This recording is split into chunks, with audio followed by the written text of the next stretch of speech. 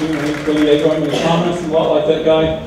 In the cartoon, where economists don't sleep a lot, economists are, also guys that know 101 different ways to make love but don't know any women. In this particular case, the guy is craving for capital. That's what happens. But it started a long time ago. It started in 19th century BC, the first forward contract that was done because people also craved beer.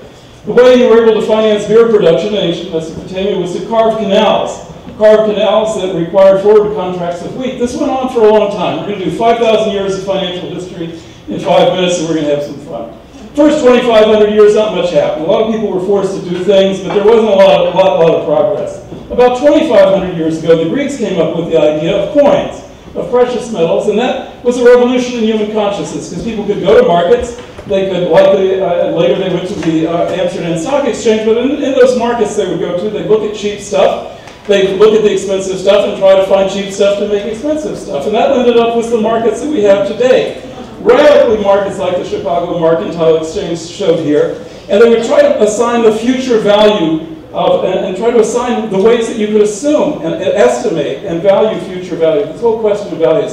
Well, we lost $12 trillion over the last couple of years, but we learned a few lessons. Hey, let's figure out what those lessons were. First, complexity is not financial innovation. This was a way to dodge bill collectors in 1914. Rube Goldberg figured it out. This was a way to dodge bill collectors in 2008 through collateralized debt obligations that were cubed. It made it look like taking 250 Cocoa Puffs boxes together, tying them together and saying you had a nutritional meal. It doesn't happen that way.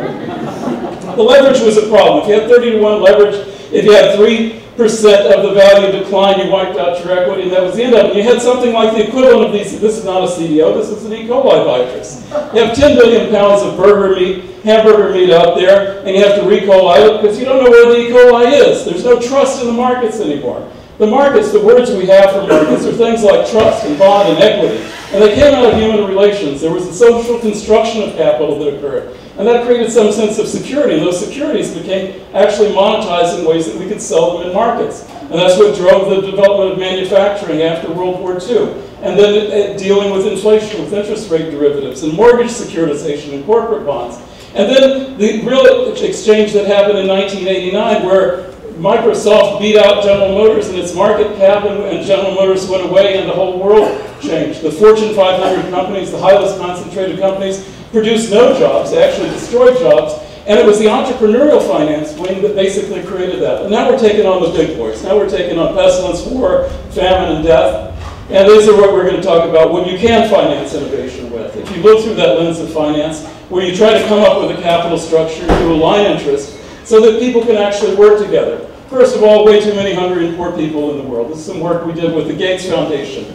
You can see that number going up, but there are ways through forwards and future contracts and using tax credits and ways to actually finance local production within Africa, within places that are serving that. The same thing as if we were talking about before. James Ruskin had that idea, John Ruskin, excuse me, the idea of wealth. If you weren't creating wealth, you were creating its opposite. So here again, if you have product development partnerships that occur, we can actually finance and get rid of things like diarrhea. That's a real pain. But also other diseases like tuberculosis and AIDS and other things that actually, if you got rid of them, would increase enormously world demand. We could end war. That's another one of those 4 horsemen of the apocalypse. The water exchanges, we know that in the Middle East, the peace process went to shit. We started working there with the Israelis and the Palestinians and the Jordanian government to try to come up with sub-sovereign ways to deal with river pollutions in those areas and to clean up river revitalization there. There are other sort of examples there as well in terms of what's happened with energy. Every president since Nixon said they were going to get rid of foreign oil dependency, and it's gone up to 66.2% and 58% of our trade balance deficit.